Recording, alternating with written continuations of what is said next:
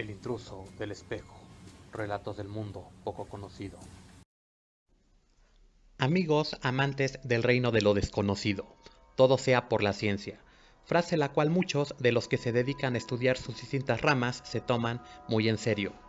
En los tiempos de antes no había tecnología, al menos tan sofisticada como la de ahora, para que los estudiosos llevaran a cabo sus proyectos. De igual forma, los gobiernos eran mucho más autoritarios y las organizaciones protectoras de derechos humanos no eran tan eficientes. De hecho, ni siquiera existían en una gran parte de las naciones.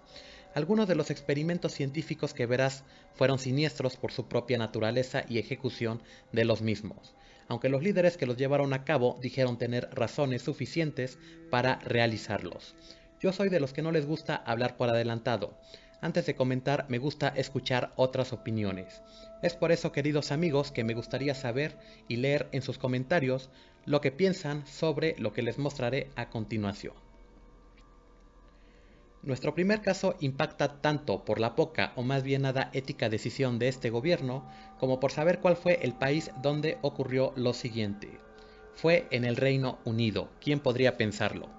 En el 2002, un informe sobre el diario The Guardian informó que entre los años 1940 y 1979 el país se convirtió en una especie de gigantesco laboratorio, pues durante todo ese tiempo distintos aviones rociaron gases, los cuales contenían bacterias y microorganismos mortales, incluyendo un elemento llamado cadmio, el cual se sabe que es cancerígeno. El público británico estaba totalmente desprevenido sobre esto. Las pocas personas que notaban algo raro en sus cielos con las aeronaves y exigieron explicaciones, el gobierno solo les respondió que se trataban de químicos, los cuales tenían la intención de ayudar a estudiar los cambios climáticos. Pero llegó el momento en que más de uno notó que dichos químicos sí eran dirigidos hacia la población, pues estas armas biológicas podían notarse en las manos con la ayuda de luces ultravioleta.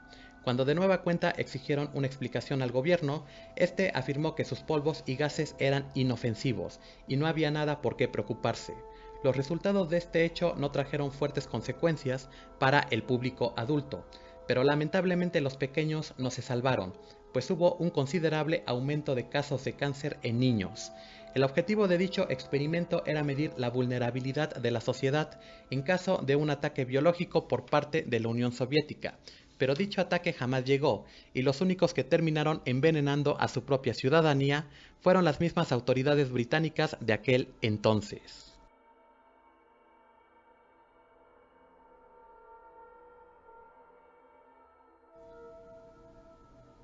En 1971 se realizó en una de las universidades más prestigiosas del momento, como lo era la de Stanford, California, uno de los más controversiales e interesantes experimentos científicos en la historia. El profesor Philip Zimbardo invitó a 22 estudiantes a participar en algo que llamaba un juego de prisión falsa. A 11 de los estudiantes les dio un papel de prisioneros, mientras que a los otros 11 un papel de guardia. La ambientación de la cárcel falsa fue tan bien representada que parecía una cárcel de verdad.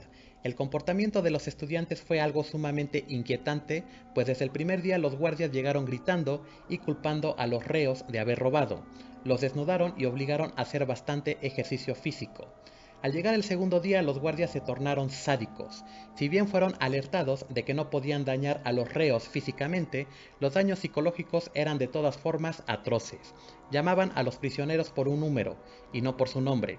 Los enviaban constantemente a confinamiento solitario. Los desvestían, los obligaban a dormir en el suelo, les ponían bolsas de papel en la cabeza, les interrumpían el sueño todo el tiempo, ya que sabían que esto les causaría fuertes daños mentales y los obligaban a hacer sus necesidades en baldes. Para el tercer día, las mentes de los prisioneros ya estaban totalmente en prisión, se mostraban traumatizados, sumisos y gritaban rogando piedad ante los castigos impuestos. Los guardias por su parte se volvieron doblemente sádicos, pues ahora ya se notaba placer en sus comportamientos, realmente disfrutaban hacer sufrir a otros. El experimento no duró ni una semana, pues a los 6 días fue cancelado, ya que se temía que en cualquier momento los guardias perdieran el control y golpearan o incluso hicieran cosas peores a los reos. La conclusión fue simple: el comportamiento del humano depende del lugar donde se encuentre.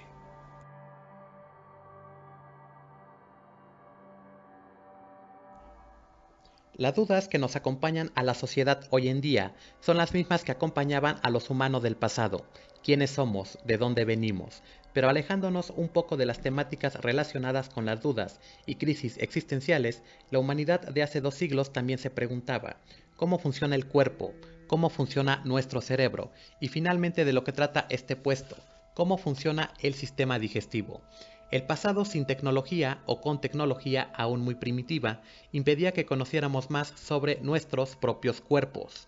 El mismo funcionamiento de nuestros sistemas estaban basados en pura teoría, pues lo máximo en que los científicos podían basarse eran en los cuerpos de los fallecidos, los cuales les eran donados. Pero en el estudio de los sistemas corporales eran necesarios los cuerpos vivos. Tomando en cuenta que no existía la tecnología para esta clase de investigaciones, ¿cómo crees que hizo el científico del pasado para descubrir esto?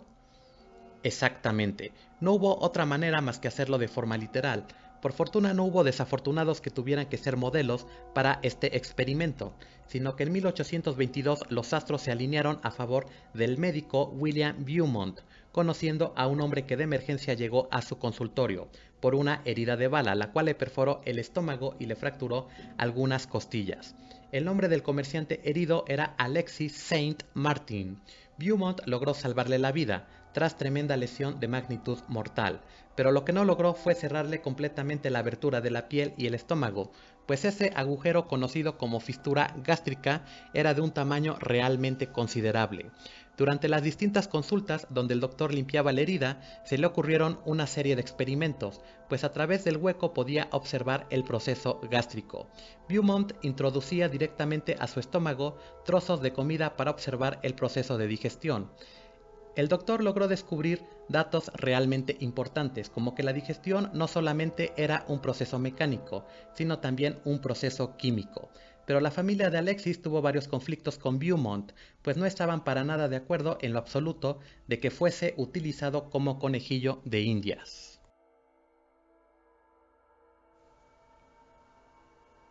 Entre los años de 1946 a 1948 tuvieron lugar en Guatemala una serie de experimentos patrocinados por Estados Unidos a más de 1000 personas, que sin su consentimiento fueron infectados por sífilis y gonorrea, utilizando sexoservidoras como método de contagio.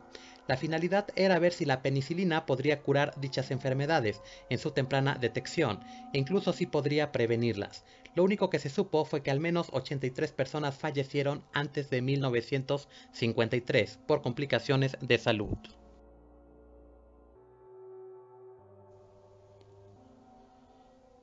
El experimento con el que cerramos este video no fue hecho hacia humanos, pero de todas formas a muchos nos sensibiliza. Los objetos de estudio fueron criaturas inocentes como lo son los perros, los cuales fueron decapitados para probar mantener vivas sus cabezas. En 1940 se filmó un documental de origen soviético, en el cual se ve en la primera toma cómo extraen un corazón del cuerpo de un perro y después es colocado en un mecanismo que bombea sangre artificialmente. Y en la segunda toma cómo una cabeza de un canino es reanimada por una serie de cables que según buscaba suplantar la sangre por oxígeno y otras sustancias, precisamente para medir su efectividad. La finalidad de este experimento llevado a cabo por el Dr. Sergei Vrukochenko fue tener listos los prototipos de las máquinas, las cuales ayudarían a los trasplantes de diversos órganos en un futuro cercano, así como conocer si el oxígeno sería efectivo para salvar las vidas de las personas que perdieran mucha sangre en un accidente. Y bueno amigos, terribles experimentos alegando tener buenos motivos. Me encantaría saber qué piensas sobre esto. Si te gustó el video, te invito a suscribirte. Agradezco tu visita. Te saluda el intruso del espejo.